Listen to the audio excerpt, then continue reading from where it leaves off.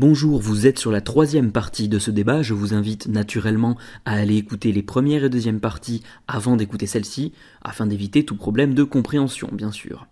Bonne écoute.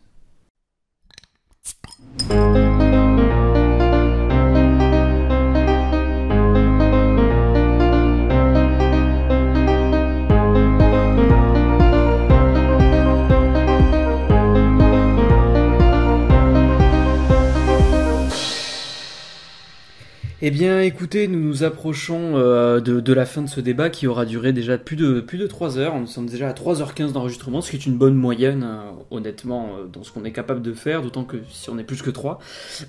Parmi les choses que je vous avais demandé pour la préparation de ce débat, il y avait de m'indiquer la liste de vos attentes.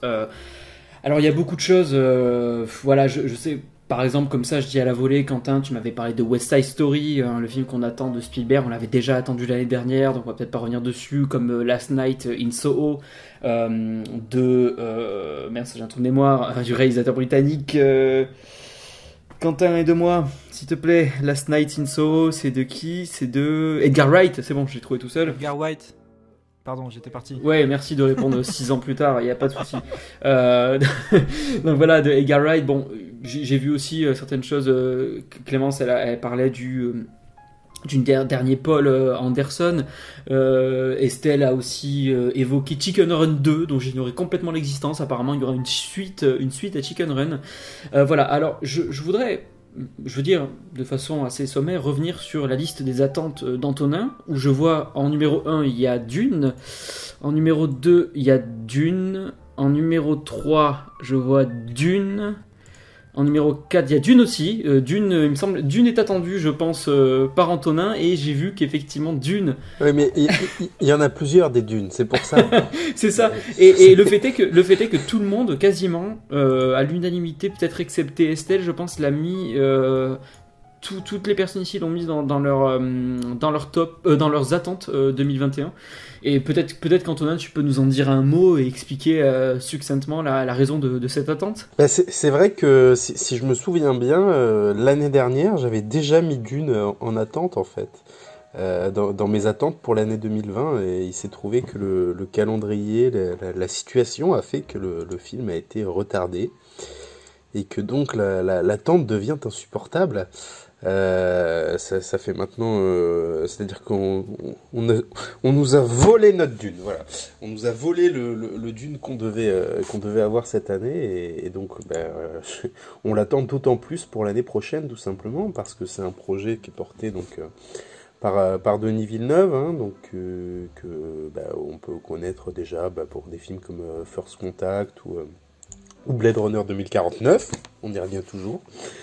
Et donc voilà, et donc c'est un film. Alors il y a déjà eu un film Dune pour ceux qui ne le sauraient pas, qui a ses particularités, qui est un projet un peu maudit, hein, mais qui reste visionnable, on va dire, et il est cool.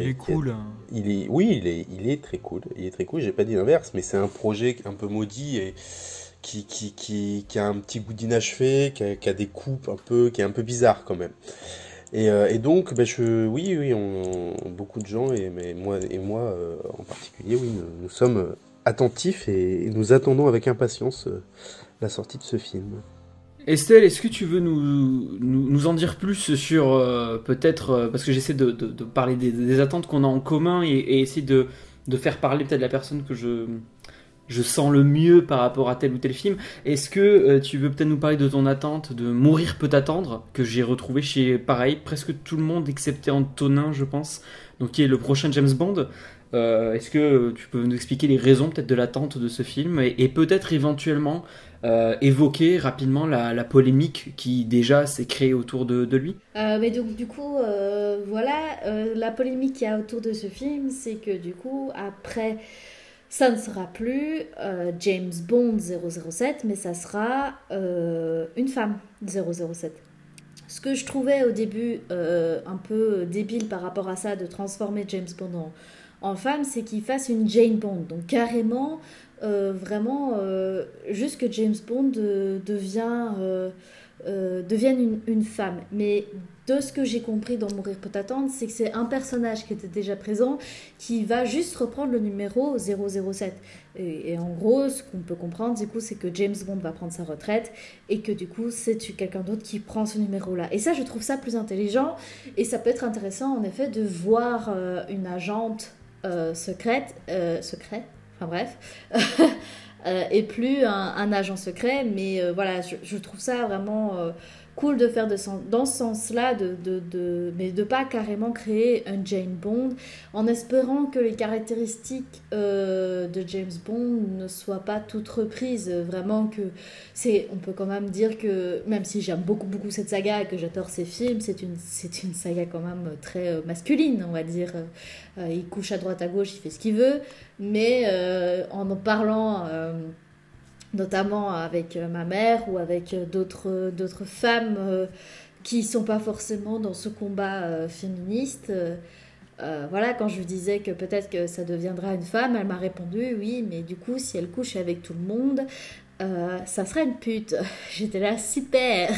C'est pas du tout la vision qu'on veut avoir d'elle, mais même si en gros elle fait ce qu'elle veut de son corps, et j'espère en tout cas qu'ils vont faire quelque chose de bien avec ça, de faire un message cool avec le fait que ça soit 007 qui devient, voilà, ce numéro du coup est donné à une femme. Et voilà. Ah oui, je rajoute aussi que ma mère m'a répondu que ça serait mieux si elle était lesbienne, en fait. J'ai trouvé cette remarque, comment dire, ça m'a piqué. Je ne sais pas pourquoi, hein. Mais enfin, je pourrais demander à Clémence après, mais bref. Bien. Mais du coup, bien, voilà, mais on va se faire strike de YouTube si on peut arrêter avec ces sujets. Mais j'ai pas insulté. Mais du coup, enfin voilà. Mais c'est juste que voilà, j'ai hâte de voir comment ils ont tourné la chose. Aussi, c'est Billie Eilish qui a fait la chanson, le générique, donc non, le soundtrack, pardon. Donc du coup, ça, j'ai hâte aussi d'entendre. Enfin, même si on peut déjà l'entendre et que je l'ai déjà écoutée, elle est vraiment cool, même si peut-être un peu moins puissante que celle d'Adèle. Mais de toute façon, Billie Eilish n'est pas quelqu'un qui va dans cette puissance-là. Mais franchement, j'ai vraiment trop hâte de voir ce que ça peut donner et de voir peut-être du coup un changement sociétal, on va dire, opéré dans cette saga qui existe depuis maintenant les années 60. Pour continuer sur les attentes que nous avions en commun, il y a eu notamment Matrix 4 qui a été pareil cité par la majorité d'entre nous. Et je sais que Clémence s'était refait les Matrix il y a quelques temps et m'avait appelé pour dire mais c'est trop bien, il faut le dire aux gens, c'est super Matrix. Enfin, est-ce que les gens sont au courant? Parce que c'est connu ou pas? Et je voulais peut-être avoir son avis là-dessus et voir justement quelles étaient les origines de l'attente créée autour de ce futur film et le rapport peut-être qu'elle entretient succinctement avec la saga Matrix. Oui, alors effectivement, j'ai redécouvert la saga Matrix un an, je crois, un peu plus, et vraiment, je n'avais rien compris à ce film quand il est sorti. Bon, on était un petit peu jeunes. C'est un film à la fois d'action magistrale, avec des révolutions en matière de cinéma à l'époque qui ont marqué le cinéma. Et en termes d'histoire, ce film cochait pour moi toutes les cases. Je peux attendre d'un film. Alors sur Matrix 4, je l'ai mis dans mes attentes, mais là pour le moment, j'ai absolument rien cherché sur le film parce que j'ai tellement aimé la trilogie que j'ai un peu peur de ce Matrix 4. Dans le sens où pour moi la trilogie, elle clôturait l'histoire et je sais pas trop ce qu'ils vont nous raconter dans ce nouveau film. Et j'espère vraiment ne pas être déçue. Je suis à la fois impatiente et en même temps, je sais pas ce qui va en sortir. Donc j'espère vraiment que ce film va répondre à mes attentes. En même temps, s'il a été une révolution à son époque, n'aurait-il pas un petit peu mal vieilli à l'instar d'autres films, n'est-ce pas? Je sais pas, il y a quand même des effets qui sont un peu passés de mode. Et donc, Jamis, c'est là qu'on récolte tout le sel français. Ben non, moi je trouve qu'il a pas vieilli. En même temps, il y a quand même 20 ans de différence entre les deux. Certes, mais après Matrix 4, c'était les débuts de la CGI vraiment, 99. On est quelques années après Jurassic Park, mais je veux dire, on est dans de la CGI qui met en scène des humains et qui sont recréés de toutes pièces, notamment dans Matrix 2. Donc c'est vrai qu'il a apporté beaucoup de choses et c'est sûr que aujourd'hui il peut y avoir une petite fracture en termes de technique, mais non, je suis quand même assez d'accord sur le fait que Matrix, à mon sens, a assez bien vieilli. On accepte assez bien le contrat, d'autant que c'est peut-être un peu forcé, enfin comment dire, ouais, un petit peu, comment dire, le fait que ça se passe dans une matrice justement peut justifier finalement certains effets spéciaux d'une certaine manière, parce que tout ne fonctionne pas dans la matrice, tout ne peut pas être exactement identique au réel, si tant est qu'une telle chose existe. Donc je trouve que d'une certaine façon ça pose moins problème avec Matrix que certaines scènes et nous donne le sentiment d'être vraiment numérique, où on voit les ficelles, entre guillemets, on voit les ficelles numériques. Pour continuer à faire ce tour des attentes, et je me permettrai de conclure à ce sujet-là, parce que j'ai réservé quelque chose pour la fin de particulier. Quentin, je me retourne vers toi maintenant. Parmi nos attentes, tu en as une qui est indiquée, qu'on a aussi, je crois, tous partagé à l'unanimité, c'est OSS 117.3. Et je te laisse le soin à la fois d'expliquer pourquoi t'attends le film et à la fois justifier le fait qu'on va aller voir le film de ce connard de Bedos. Vas-y, c'est à toi Quentin, démerde-toi. Pourquoi c'est un connard Alors, pourquoi je l'ai mis dans cette attente ? Je pense qu'on ne peut plus simple. OSS 117, c'est une comédie, je pense, pour laquelle on éprouve une grande affection, dans le sens où on a régulièrement c'est propre aussi à notre microcosme social, on va dire, mais on a régulièrement de gros délires sur ces films, sur ces répliques. Je trouve que OSS 117, c'est une saga de films, pour le coup ça va devenir une saga, enfin là en l'occurrence une trilogie, qui a un humour à la fois très intelligent et en même temps très basique. C'est de la rigolade facile, mais en même temps qui, je trouve, par moments est très recherché. Et moi j'aime beaucoup ce genre d'humour, j'aime beaucoup aussi Jean Dujardin, et je pense que, sans trop me tromper, que quel que soit le réal qui va mettre ça en scène, c'est pour ça que je l'ai placé dans mes attentes, pour le coup, je pense, sans me tromper, que OSS 117.3 ça va être un franc succès, on va bien se marrer, on est sur une pente très glissante, encore une fois, mais il s'en est particulièrement bien sorti sur les deux premiers, donc je pense qu'on rigolera tout autant que sur les deux premiers, si ce n'est plus. On verra dans un an au prochain débat.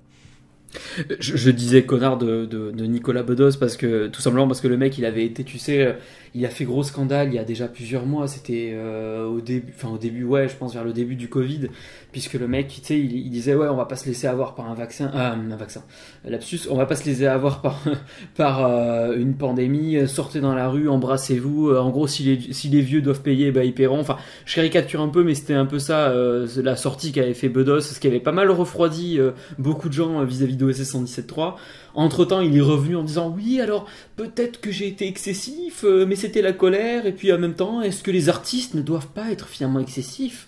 Il a tenté le petit truc comme ça, et aujourd'hui, comme il veut rentrer dans le moule, parce qu'il faut que les gens aillent voir son film en salle, il a dit oui, au fait, allez vous faire vacciner. Il a lancé un appel à la vaccination, donc j'aime bien comment on a viré du mec bigardien il y a encore quelques mois, oui, bonjour, j'ai reçu un appel d'Emmanuel Macron, je voudrais vous dire... Bon bref, ça m'a fait un peu rire. Mais passons. On va atteindre le point Polanski rapidement. Il faut séparer l'homme de l'artiste. Hein. Ouais, non mais c'est ça. On va le séparer en deux, l'artiste, tu vas voir. Mais écoutez, très bien. Tu as bien présenté la chose en ce qui concerne OSS 117. Et donc je me suis réservé ce droit royal que de présenter le dernier film qui est Chut, Quentin, laisse le suspense s'installer. Concernant une attente qui est revenue chez 3 d'entre nous, et les 2 personnes qui n'ont pas signalé ce film dans leurs attentes sont désormais mortes pour moi. Il s'agit donc de Halloween Kills, le second volet de la saga, parce que c'est une saga effectivement de Halloween, même une nouvelle trilogie, réalisée donc par David Gordon Green. Il faut savoir que, et je voudrais conclure là-dessus parce que j'avais ouvert ça en introduction un petit peu de notre débat, j'avais parlé de la société de production Blumhouse. Et Blumhouse, c'est eux qui ont produit, donc en 2020, ils ont produit The Island, qui apparemment est plutôt... Nightmare Island, pardon, qui apparemment est plutôt mauvais, mais ils ont aussi produit Invisible Man, qui était très bien. Blumhouse, c'est ceux qui ont produit, certes, les films de... je l'ai dit tout à l'heure, de Night Shyamalan, ils ont produit Split en 2017, mais ils ont aussi produit Us en 2019. Si je dis pas de bêtises, oui c'était bien en 2019. Ils ont produit Get Out, donc de Jordan Peele, les deux films. Ils ont aussi produit, si vous l'ignorez, Black Clansman de Spike Lee. Donc si vous voulez, c'est une société de production qui effectivement va sortir certaines daubes, faut être honnête, hein, je veux dire, quand on les voit sortir, les Paranormal Activity 27 ou les American Nightmare 12, voilà, on n'est pas sur du grand cinéma, mais à côté, il y a une logique un petit peu, on va dire, cynique, mais malheureusement efficace, qui est on produit un peu de la merde consommable devant avec du popcorn, du coca, mais derrière on va sortir Get Out, Us, on va sortir Invisible Man, on va sortir Black Clansman, on va laisser à des grands artistes la possibilité de s'exprimer. Et donc j'en viens à ce fameux Halloween Kills. Moi j'avais été vraiment séduit très fortement par le Halloween de David Gordon Green. Je trouvais qu'il y avait à la fois une volonté de corriger les erreurs du passé, tout en rendant hommage à Carpenter, tout en poussant le scénario plus loin grâce à l'aide de Danny McBride au scénario. Je trouvais vraiment qu'il se passait quelque chose et en plus ils avaient une vision concernant la suite de Halloween, puisque l'idée était de faire dès le début une trilogie et un peu en mode, comment dire, c'est un peu sur le modèle Star Wars, c'est-à-dire on produit un premier opus et si ça fonctionne, on essaie de produire la suite, on produit la suite d'un coup. Et donc Halloween Kills sera suivi d'un Halloween Ends en 2022, a priori maintenant, qui ont été tournés d'un seul coup. Les deux films ont été tournés ensemble, donc ce qui nous assure au moins, non pas d'un bon film, mais d'une cohérence, j'espère, entre les deux films.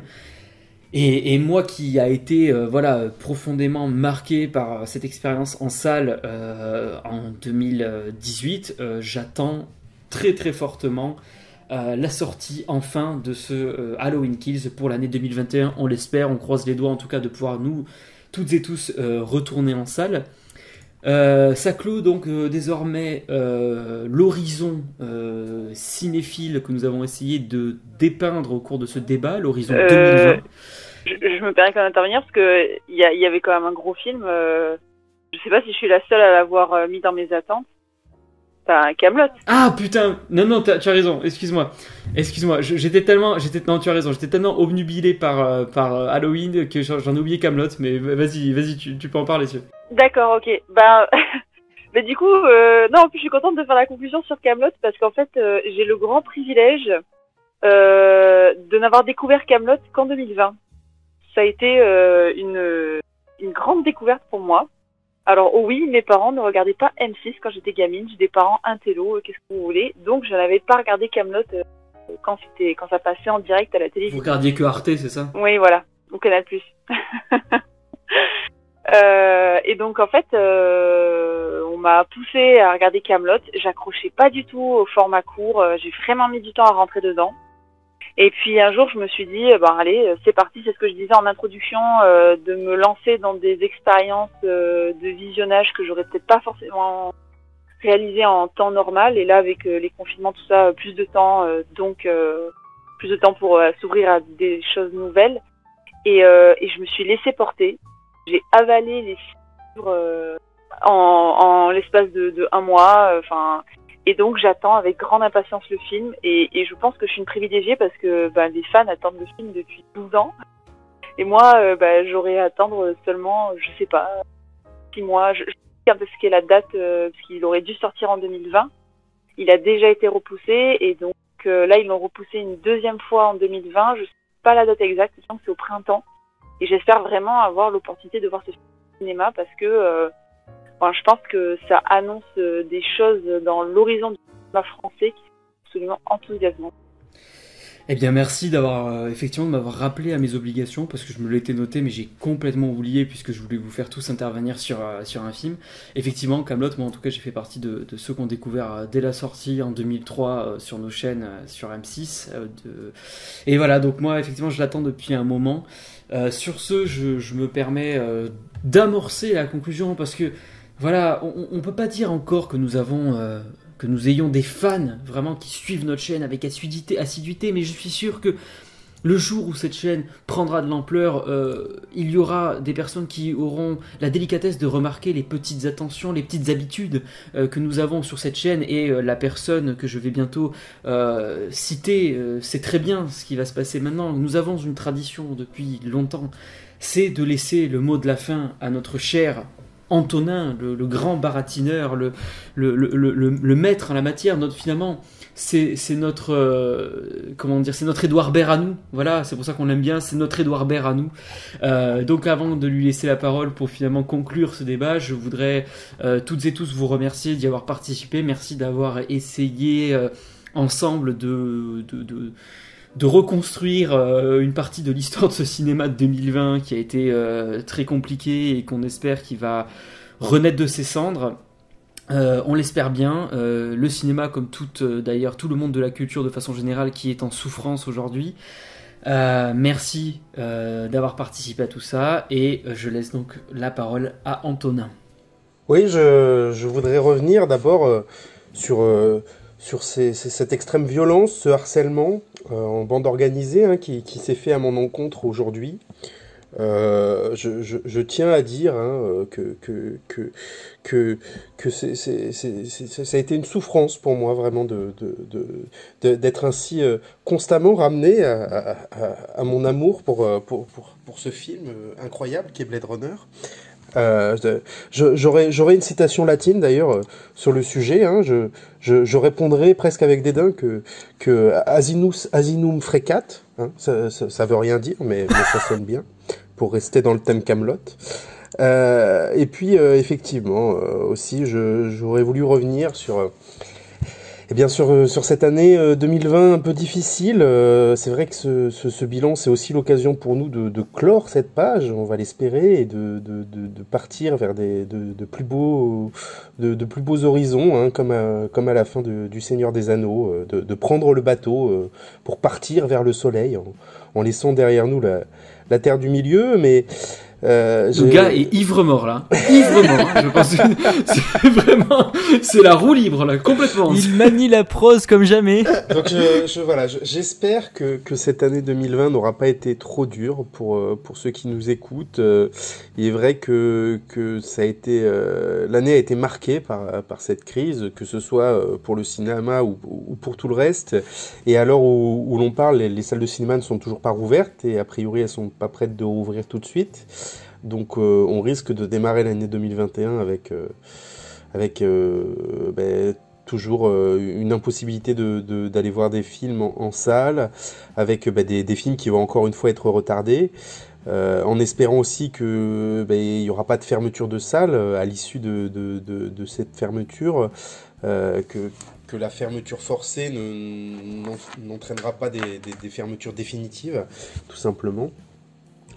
Et puis on vous souhaite aussi, puisque c'est l'essentiel, le meilleur pour 2021, le meilleur pour vos proches d'abord, parce que finalement le cinéma c'est bien, c'est très bien, on en a parlé beaucoup, mais ça vaut pas grand chose face aux gens, aux vrais gens, c'est-à-dire à ceux que vous aimez. Voilà, donc on vous souhaite le meilleur. Et puis pour finir, j'aurais aimé pour donner un peu d'éternité à cette conclusion, appliquer à 2020 une citation tirée du film Blade Runner, qui est « Tous ces moments se perdront dans l'oubli, comme des larmes dans la pluie ». Voilà.